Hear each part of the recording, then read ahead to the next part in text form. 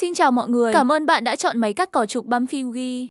Khi nhận máy, quý khách sẽ nhận được máy nguyên chiếc, sau đó bao gồm bộ lọc khí, ốc vít cố định thanh trước. Ngoài ra còn có rèm cỏ và bộ dao cố định.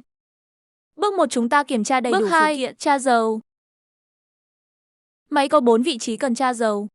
1. Dầu động cơ, bên trong động cơ. 2. Dầu bôi trơn trục truyền bên trong bộ chuyển động. Dầu bánh răng bên trong hộp số. 4. Cái cuối cùng là nhiên liệu dầu diesel. Đầu tiên chúng ta hãy đổ đầy dầu động cơ. Tại đây, tháo thước thăm dầu ra. Đổ dầu đến mức giữa hai vạch ngang trên thước.